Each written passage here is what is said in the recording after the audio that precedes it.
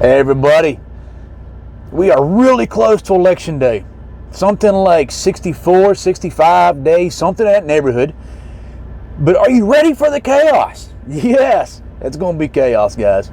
This is going to be, and we haven't even seen the beginning of it. It's going to be an absolutely crazy election cycle. Just look at it already. It's nuts. Absolutely nuts. Just from the standpoint that we don't have a media outlet that we can trust. Think about that. Honestly, take a minute and think about it. Name me a cable news network that you can trust, that tells you the truth and doesn't doctor it, doesn't manipulate it, it doesn't cut and splice it, doesn't maliciously misrepresent it, and doesn't flat out fabricate it. You can't. It doesn't exist, guys. It doesn't exist. There's not one. I've watched them all. I've watched all the cable networks. There's not one we can trust. They're all garbage. So how do you know who's telling you the truth? You have to find some independents. Independent news outlets that have a proven track record of reliability, of honesty.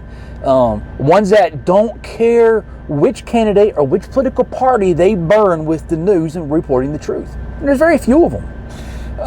And I can name you a couple and you'll be like, oh, but that's so-and-so. Seriously? Yeah, but they built a good, solid organization that's trustworthy. Besides that, you know, the first point is, if you don't know who you want to vote for, if you are undecided, you are so uninformed, you should not vote. And I'm not sorry to say it. The differences, the disparity between the two candidates and the two political parties right now are so great that if you don't know who you're going to vote for, you are so woefully and willfully ignorant and uninformed about the issues that you have no business voting. You're actually dangerous to vote. Shouldn't vote, stay home. Because the information's there. Get away from Google, because you're not going to find the right information on Google. Because Google even admitted in congressional testimony and Judicial Watch through Freedom of Information Act and from internal leakers and people have been fired and have leaked information. All these sources, we know that Google manipulates your search results. They look at what you've been looking at and the things that interest you or seem to interest you, and they tailor your search results to that. A very liberal, registered Democrat, Harvard professor, even said that it is so bad that Google is the number one source for election interference. So get away from Google. There's some other website search engines that are good, like DuckDuckGo, Mozilla Firefox is okay. There's some other ones that are pretty independent, and you can use them to find out the information that you want. Now, besides that, so you know who you want to vote for. The next question is, if you are against Trump and you want Trump out of office, for whatever reason you don't like him, whatever you have been told in the media or a friend or family, you decided you don't like the guy, and you know, if you're never Trumper, I don't care if it's you're Republican or Democrat, Libertarian, Independent, Constitutionalist, Constructionist, Satanist, you know, avowed Marxist, whatever you call you, whatever it is, whatever your affiliation is, if you want Trump out, you've got to ask yourself, what is next, right? So let's say you win, your side wins, and he loses the election, and we get Joe Biden and Kamala Harris. What's next? What's the end game behind this? What do you want to see accomplished? Do you really stand for what they say they want to happen and what their history says they're for, or are you just supporting them because you want Orange Man out? Is the cost, have you counted the cost? Is the cost worth it to you? Remember, there's a law of unintended consequences. So you may get what you want. You may get the people out of office you want out of office. But the unintended consequence, is it something that you can live with? If you want Trump to stay in office, you know, there are intended consequences and unintended consequences. Are you willing to deal with those consequences? Can you live with them? Can you live with yourself with those consequences? Whatever they may be. Next, guys, you've got to vote in person. Overwhelmingly vote in person. The mail-in ballot thing is very problematic.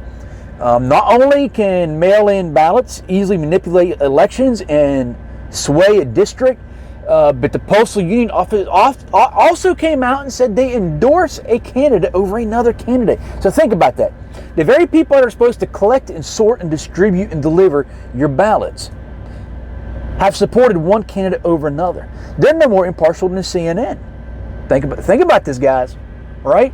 So do you want somebody who's not impartial? Somebody who has a clear record of losing things, of gross mismanagement and waste, to be in charge of one of our most cherished and protected rights, the right to vote? I don't.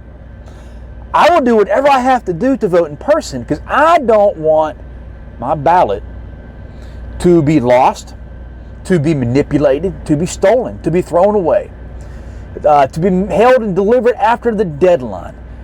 You know, also think about this.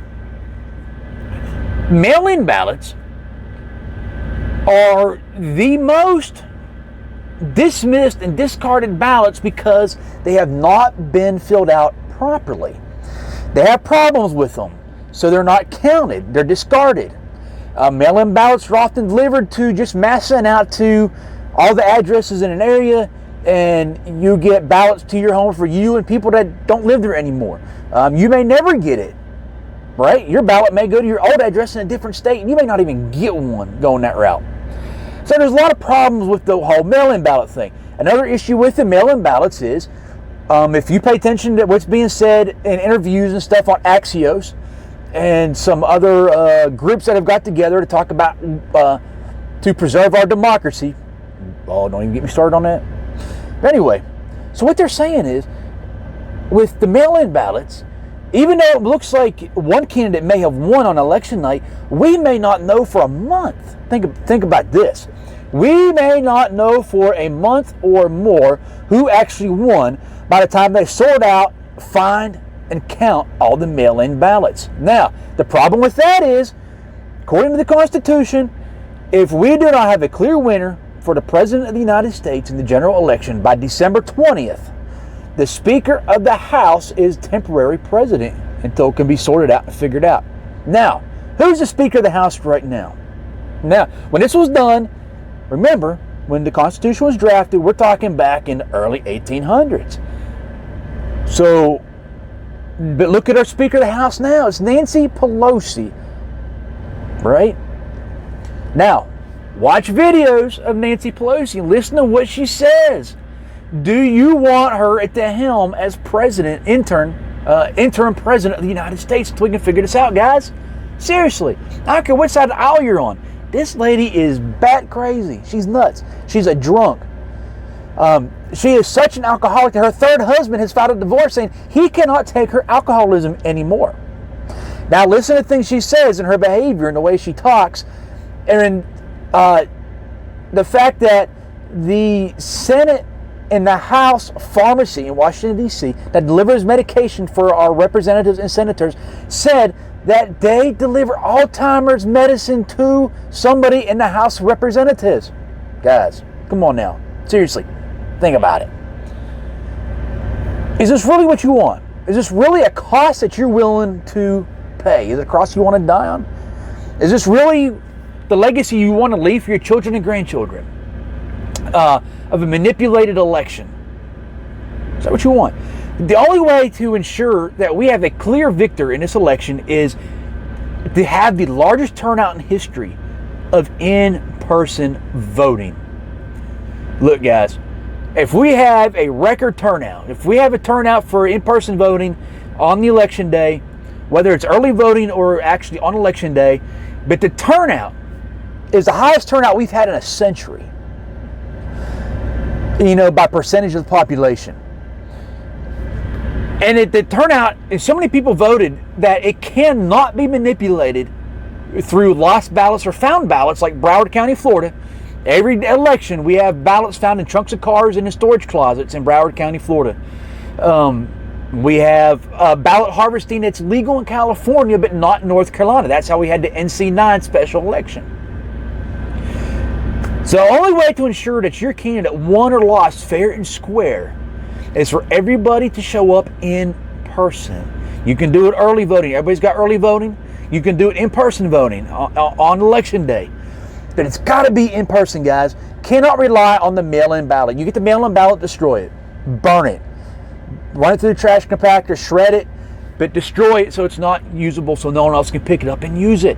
Because I'm telling you this, if the margins are very close and we don't have a clear-cut winner, and through the course of days and weeks, we keep getting conflicting reports about ballots found here and ballots found there and ballots delivered here and ballots found in trunks of cars there. Neither side is going to believe that it was a fair election. It was not manipulated or stolen. Think about it. We're so divided right now. If we're talking just a few percentage points of a margin and those percentage points on election night favor Trump, and we get 3 weeks into it and it showed Biden slowly catching up or tying or edging out, half the country's not going to believe it was a fair election. They're going to believe it was a stolen election. And they're going to be able to point to things like TV shows on Axios and interviews where they've talked about, even Mark Zuckerberg with Facebook talking about, we as a media outlet, he actually said this, need to prepare the people to understand that we may not know the results on election night. Also, if Biden wins by a few percentage points, but we don't know because there's a ton of mail-in ballots that still have not been counted, and we keep finding more ballots and we keep counting, and then we find out that in a couple weeks or 3 weeks that, hey, Trump is up by a few points and he won. Half the country's not going to believe it. They're going to think it was a rigged, stolen election. We have outside forces and even some inside forces pitting this country against each other. One side against the other. The only way to ensure the integrity of this election is to be in person. Do it in person, folks. Don't let these outside sources and some of these inside sources manipulate the results and manipulate us to the point where we actually freely and willingly give away our republic. Now, yes, the presidential election is important, but what's more important is the state level elections. Who you elect to your state house and your state governor.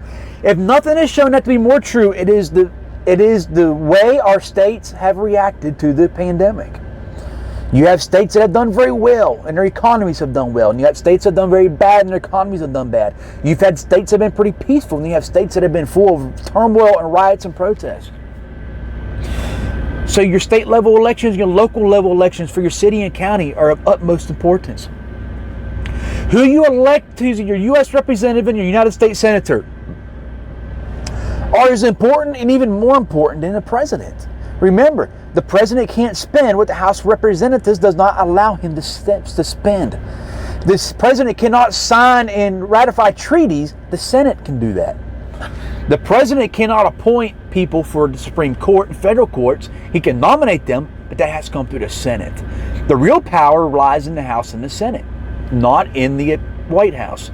Yes, that's a symbol of power, but that's not the real power. So folks, educate yourself greatly on who's running and where they stand. Get the videos of when they said it and what they said, and don't rely on what other people have said. They have said, right? Because it can be manipulated.